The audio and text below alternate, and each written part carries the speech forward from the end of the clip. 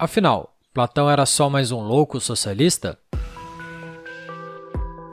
Este é o Visão Libertária, sua fonte de informações descentralizadas e distribuídas. Platão, que viveu nos anos de 428 a 347 a.C., foi um famoso filósofo discípulo de Sócrates. No entanto, tanto brilhantismo não o livrou de ideias ruins. Platão, com suas ideias malucas, pode-se dizer que foi até um dos pioneiros das ideias comunistas. Em seu livro mundialmente famoso, A República, ele descreveu uma cidade que afirmava ser ideal. Essa era chamada de Calípolis, que, pela etimologia da palavra, seria uma cidade bela. Nessa cidade, ele defendia que deveria ser constituída uma nova aristocracia, diferente da tradicional, baseada nos bens e na tradição. Na aristocracia do filósofo, ele defende que a formação social deveria se basear no critério do conhecimento. Quanto mais inteligente, maior sua posição social. Uma ideia bem ridícula e sem razão. Primeiro, quem define o que é inteligência? Quais serão os critérios estabelecidos? Inteligência não é algo tão facilmente mensurável. Segundo, não importa o que a pessoa sabe ou conhece. Um grupo de pessoas nunca terá mais direitos ou menos direitos por pertencer a uma determinada classe. Direitos são naturais e, portanto, são iguais para todos os seres humanos sem distinção. Por fim, mesmo que os aristocratas tivessem todo o conhecimento do mundo, isso não vai ajudá-los a saber o que as pessoas querem. Por isso, é logicamente impossível. Como afirma Hayek, o conhecimento está disperso na sociedade, o que torna impossível conhecer os anseios de uma população. E, mesmo se conhecessem em determinado momento, os anseios são perenes no tempo e mudam a todo momento. E aristocrata nenhum consegue medir quando esses anseios se alterarão. Platão, em suas ideias estapafúrdias, acreditava que sua cidade ideal, Calípolis, seria dividida em grupos sociais baseados no conhecimento e seria governada pelo rei filósofo. Os responsáveis por administrar a cidade seriam os magistrados, que, segundo Platão, seriam aqueles que possuíssem uma aptidão natural para o conhecimento. E, após um grande período de formação, estariam preparados para possuir seus cargos. Como já dito anteriormente, uma ideia sem sentido, pois ninguém é apto para comandar a vida do outro, mas Platão, com seu ego inflado, não podia deixar de se imaginar na posição de rei filósofo. Esse sistema de governo que o filósofo defendia é chamado de sofocracia, que significa o governo dos sábios. Platão era totalmente contra a democracia, pois ele achava que a justiça aplicada por esse sistema político estava errada, já que o próprio Sócrates foi executado por esse sistema, acusado de heresia e de corromper a juventude de Atenas. Por isso, Platão acreditava que a democracia era contrária à busca por conhecimento. Em 2 capítulos de A República, ele contou como Sócrates chegou à conclusão do que é a justiça de verdade. Na finalização dessa ideia, Sócrates disse que a justiça é um equilíbrio e a harmonia entre as classes sociais da cidade.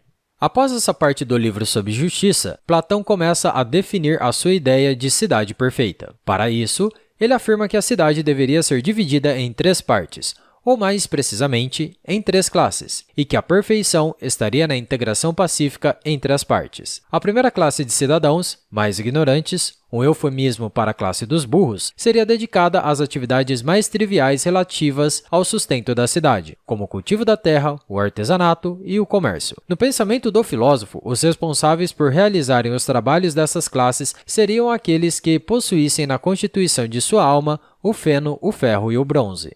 A segunda classe seria composta por guerreiros, que seriam responsáveis por proteger a cidade e formariam o exército e seus auxiliares na administração pública. Ou seja, garantiram o monopólio da violência do Estado. Segundo Platão, esses guerreiros seriam mais hábeis por possuírem prata na mistura de suas almas. A última classe foi explicada anteriormente, mas ainda resta algumas características. A terceira classe seria dos magistrados e, segundo o filósofo, seria a classe dos mais nobres, que estudaria por 50 anos e se dedicaria à razão e ao conhecimento. Esses indivíduos teriam a responsabilidade de governar a cidade, pois só eles possuiriam toda a sabedoria que a política exige. Uma grande piada, pois para se tornar um político, a única coisa que é necessária é saber como conseguir votos da população por meio de demagogia, falsas propagandas, promessas para acabar com a desigualdade, sabedoria em determinada área, assim como a Dilma, que é formada em economia e afundou o país numa crise terrível. Tudo isso aplicado para conseguir roubar mais as pessoas por meio de impostos. Nessa terceira classe entra a ideia de justiça novamente, pois Platão disse que a justiça só poderia ser aplicada por indivíduos detentores do conhecimento. Pessoas inteligentes, segundo ele, saberiam como controlar as emoções e, de certa forma, sempre teriam a capacidade de controlar a cidade de forma justa. A composição da alma dessa classe seria o ouro. As classes, portanto, eram divididas em 3 partes segundo a composição da alma, e a alma também era organizada em 3 partes. A primeira parte da alma é a racional, ligada à cabeça, que sempre busca conhecimento por meio da razão. Essa parte da alma controla as outras, daí vem a ideia deles dos aptos a governar. A segunda parte da alma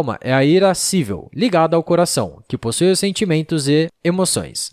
Essa parte desenvolve a coragem e a impetuosidade, ou seja, os guerreiros. Já a terceira parte é a apetitiva, ligada ao baixo ventre que busca o prazer. Essa parte aprimora a prudência e a moderação, ou seja, os cidadãos. Podemos notar que o jeito que ele usou para dividir a sociedade baseou-se pelo nível de conhecimento e que utilizou as mais variadas desculpas para justificar seus pensamentos. A composição da alma do indivíduo é só uma justificativa para as classes baixas não duvidar dos inteligentes da terceira classe. É tipo o contrato social. Nunca existiu, mas é utilizado até hoje como argumento para subjugar indivíduos. Isso claramente faz parte de uma ideia comunista, em que os políticos controlam a vida das pessoas e se acham superiores. A mesma ideologia que é apresentada nas teorias de Platão e filósofos como Rousseau e seu contrato social. Socialistas se emocionam muito com esse tipo de ideia. Lembro do meu professor de filosofia, da época de escola, que ensinava sobre a ideia de sofocracia praticamente emocionado com o que apresentava. Ele, claro, se achava filósofo, e por isso seria mais inteligente que os outros e apto para ditar as regras de um mundo perfeito.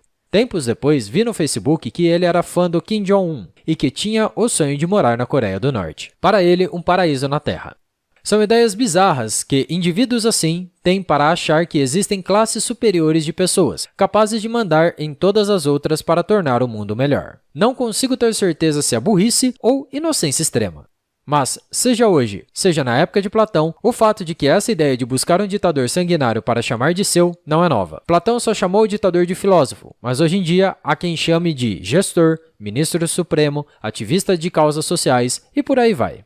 Platão acertou em cheio ao criticar a democracia, mas defendeu algo bem pior. Mas as ideias socialistas de Platão não param por aí. A principal ideia do seu livro, A República, defende completamente o controle social. Na parte de educação do seu livro, ele diz que o Estado ficaria encarregado da educação e as famílias não teriam participação sobre a criação. Ou seja, as pessoas teriam filhos para serem escravos do Estado. Segundo ele, o Estado seria totalmente responsável por educar os indivíduos e levá-los às atividades mais adequadas ao seu tipo de alma, bronze, prata ou ouro. Isso representa claramente uma forma de controle da sociedade, já que as classes dos trabalhadores iriam trabalhar para os inteligentes do poder. Os guerreiros sacrificariam suas vidas para indivíduos que não trabalham e tiram dinheiro por meio de impostos. E, finalmente, a classe dos espertos, que usufruiriam do trabalho das outras classes enquanto não fazem nada. Tenho plena certeza que se essa ideia política de Platão se tornasse realidade, os indivíduos do poder iriam aumentar os impostos. Afinal, eles ficariam 50 anos estudando para chegar onde estão. Então nada mais justo do que roubar os outros pelo seu esforço, não é mesmo? Mas espera, isso não é muito diferente do que já acontece hoje em dia. Essa ideia de o Estado controlar a vida das pessoas também é defendida por Auguste Comte, o criador do positivismo, um câncer que persegue a humanidade. Comte dizia que a ordem e o progresso social seriam obtidos pelo conhecimento científico e esse conhecimento estaria presente no Estado. Logo, ele iria controlar a vida dos indivíduos. O positivismo está enraizado no modus operandi dos Estados modernos. Comte e Platão, no fim das contas, não são muito diferentes. Podemos ver que parte dessas ideias difundidas pelo filósofo se encontram em vários países comunistas e também nos países que se dizem capitalistas. Na União Soviética, a população trabalhava para seus excedentes e seus possíveis lucros irem para o Estado e terem suas vidas totalmente controladas, sem liberdade de expressão, enquanto o exército sacrificava suas vidas em guerras e conflitos causados pelos líderes. Enquanto isso, na classe dos inteligentes, que são aptos a governar, os líderes políticos da União Soviética apenas roubavam dos que trabalhavam e obrigavam seus homens a perder a vida em seus conflitos. É a mesma ideologia pregada por Platão. Tudo o que ele escreveu em seu livro está presente em todos os países socialistas que existem ou que já existiram. Quem diria que Platão, afinal, teria sido um dos primeiros socialistas? Obrigado pela sua audiência. Esse artigo foi sugerido e escrito por César, revisado por J.J. Lieber e narrado por Coreia com K. Se você gostou desse vídeo, clique no ícone de curtir abaixo e compartilhe o vídeo em sua rede social. Se você deseja ser notificado de outros vídeos, clique em se inscrever e depois no ícone da campainha. Até a próxima e tchau!